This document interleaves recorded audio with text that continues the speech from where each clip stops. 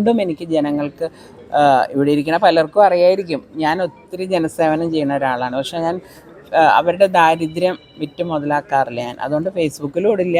ഞാനത് വിഡ്ഢിയാണോ എന്ന് കാലം തീരുമാനിക്കട്ടെ. ഇല്ല, ആർക്കും വരാം. അച്ഛനെ സ്നേഹിക്കുന്ന ആർക്കും വരാം. ഈ താങ്കളുടെ മാതാപിതാക്കളെ ആക്ഷേപിച്ച രാഹുൽ മാങ്കൂട്ടത്തിന്റെ പ്രസ്താവന ഉണ്ടായിരുന്നു. അതിനെതിരെ കോൺഗ്രസിന്റെ നേതാക്കളൊന്നും പ്രതികരിച്ചിട്ടില്ല. രമേശ് ചെന്നിത്തല അതിനെതിരെ പ്രതികരിച്ചില്ല.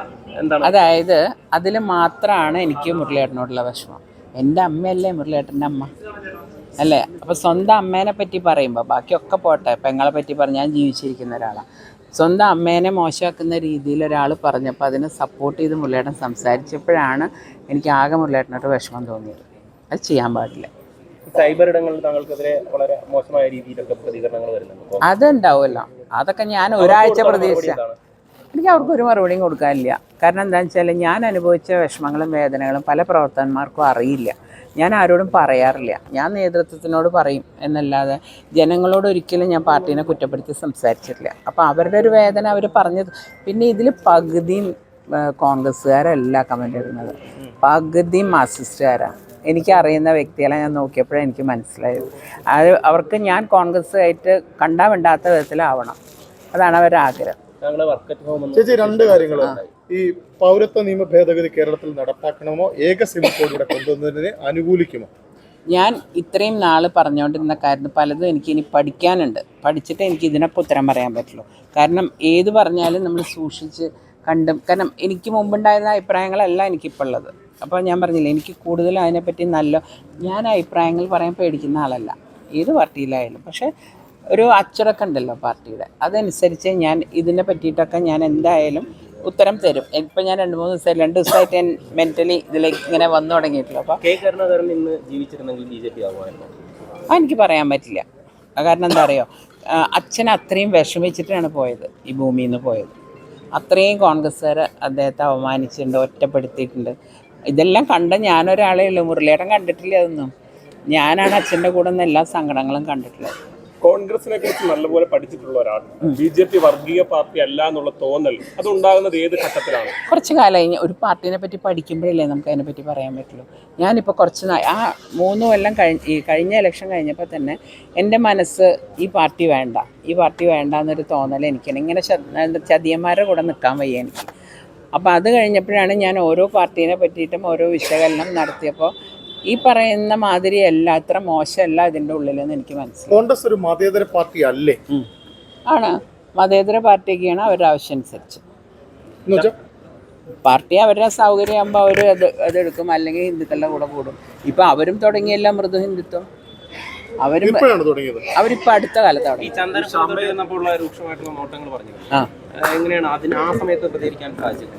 അല്ല, ആ സമയത്ത് നമ്മൾ ഇങ്ങനെ ആൾക്കാർ കമൻറ്റ് പറയുമ്പോൾ നമുക്ക് തീർച്ചയായിട്ടും ഒരു ബുദ്ധിമുട്ടുണ്ടാവും. അത് കാരണം അവർ നമ്മളങ്ങനെ ഒരുമാതിരി കളിയാക്കണ മാതിരി നോക്കുക.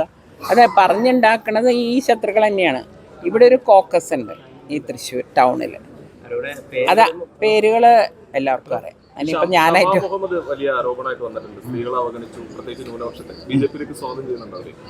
തീർച്ചയായിട്ടും ആർക്കൊക്കെ മനസ്സിന് വിഷമമുണ്ട് അവരൊക്കെ വരും. ഇനി നമ്മൾ സ്വാഗതം ചെയ്യേണ്ട ആവശ്യമില്ല.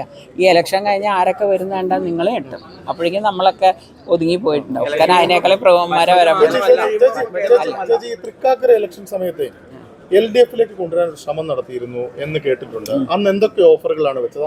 ഞാൻ ഒരിക്കലും ആരോടൊരു ഓഫർ വയ്ക്കുന്നത് സമീപിച്ചിരുന്നോ? എന്നെ 1-2 പ്രാവശ്യം വിളിച്ചിരുന്നു.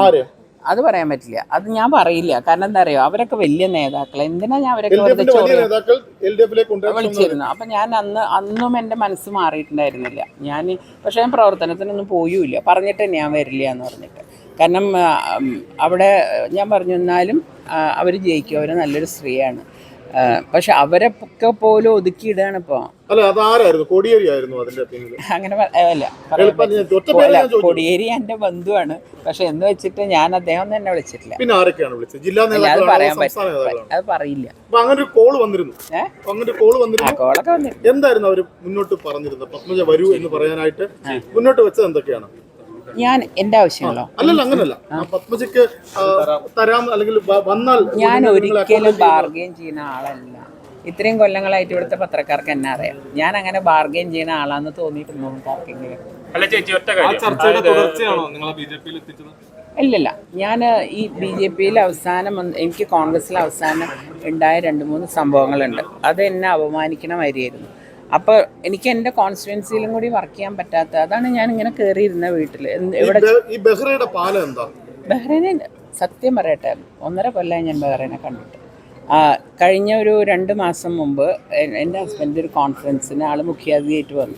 എന്നെ കണ്ടപ്പോൾ ഓടി വന്നു. എന്നെ ഒരു സ്വന്തം സിസ്റ്റർമാരിയാണ്. എന്തൊക്കെയുണ്ട് ചേച്ചി എന്ന് പറഞ്ഞ് വർത്താനം പറഞ്ഞ് എന്നാൽ കഴിച്ചിട്ട് പോട്ടെ, സമയമില്ല. ഇത്രയാണ് ഞങ്ങൾ 1.5 കൊല്ലത്തിനുള്ളിൽ സംസാരിച്ചിട്ടുള്ളത്. സംഭവത്തിന് ശേഷം വിളിച്ചിരുന്നു, ബന്ധപ്പെട്ടിരുന്നു? പേടിയെ വിളിച്ചാൽ അതപ്പോൾ ഒരു തെളിവെന്ന് പറഞ്ഞ് കൊണ്ടുവരും. ഞാൻ ഫോൺ വിളിച്ചു വന്നു. എന്തിനാ വെറുതെ ആ മനുഷ്യനെ ഞാൻ ബുദ്ധിമുട്ടിക്കുന്നത്? എൻ്റെ സ്വന്തം അനിയൻ്റെ മാതിരി തന്നെയാണ്. അതൊരു എന്താ രാഷ്ട്രീയ എന്തോ അല്ലെങ്കിൽ ആദ്യം എത്ര വലിയ ഉദ്യോഗസ്ഥനായതുകൊണ്ടല്ല. ഞങ്ങളൊക്കെ ഒരു കാലത്ത് അച്ഛനപ്പോൾ ഒരു കുടുംബമാരി ജീവിച്ചിട്ടുള്ള ആളാണ്. ബി.ജെ.പിയിലേക്ക് കൊണ്ടുപോയതെന്നാണ് പറഞ്ഞത്. അങ്ങൊരു BJP ആണ് അല്ല, അദ്ദേഹം ഇടപെട്ട് കൊണ്ടുപോയതെന്നുള്ളതാണ്. പറഞ്ഞോട്ടെ, ഞാൻ വെല്ലുവിളിച്ചല്ലോ, തെളിവുകൾ പുറത്ത് കൊണ്ടിട്ടെ. സുപ്രീം കോടതിയിലെ അഭിഭാഷകയുടെ പേരെന്താ ഈ കാര്യത്തിൽ ഒപ്പം നിന്ന്? അങ്ങനെ ഒരു അയ്യോ പാവം, എൻ്റെ അമ്മാവൻ്റെ മകളുടെ മകളെ പേരെന്താ? വീണ മാധവൻ. പക്ഷെ അവളൊന്നും അറിഞ്ഞിട്ടില്ല. അവളോട് ഞാൻ ഇത് രാത്രി ചെന്ന് പറയുമ്പോഴാണ് അവൾ അറിയണം. അവളെന്നെ ചോദിച്ചു, എന്താ പത്മേച്ചി നമ്മളോടൊന്നൊരു വാക്ക് പറഞ്ഞില്ലല്ലോ. അവളൊന്നും BJP അല്ല. അതായത് അമിത്ഷായുടെ കേസ് നടത്തിയിരുന്നു, ഒരു വ്യക്തിപരമായിട്ട് ബന്ധമുണ്ടെന്നേ. പക്ഷെ അവൾ വിചാരിച്ചെങ്കിൽ നേരത്തെ പോയിരുന്നില്ല. ഇതൊരു ശരിയായ സമയമാണ് പോയതെന്ന് കരുതുന്നുണ്ടോ? ഇതിന് ശരിയായ സമയം എന്നുള്ളതല്ല. ഞാൻ പറഞ്ഞില്ലേ, നമ്മുടെ മനസ്സാക്ഷിയാണ് വലുത്. എൻ്റെ മനസ്സാക്ഷിയോട് ചോദിച്ചിട്ട് തന്നെയാണ് ഞാൻ പോയത്. എനിക്കതുകൊണ്ട് ആര് പറഞ്ഞാലും, കാരണം ഞാൻ പറഞ്ഞില്ലേ, ഈ പറയുന്ന നേതാക്കന്മാർ എന്തുകൊണ്ട് എൻ്റെ സങ്കടങ്ങൾ ഇത്രയും കൊല്ലം കേട്ടിട്ട് കണ്ണടച്ചിരുന്നു? അവർക്ക് എന്ത് അധികാരം എന്നെ പറയാം? പിന്നെ എനിക്ക് ഏറ്റവും സങ്കടം വന്നത്, എൻ്റെ അച്ഛൻ വളർത്തിക്കൊണ്ടുവന്ന നേതാക്കളാണ് ഈ കാണിക്കുന്ന മുഴുവൻ. അവരെന്തായിരുന്നു, ഏതായിരുന്നു, എൻ്റെ വീട്ടിൽ എന്തായിരുന്നു അവരുടെ ജോലി എന്നൊക്കെ എനിക്ക് നല്ലോണം അറിയാം.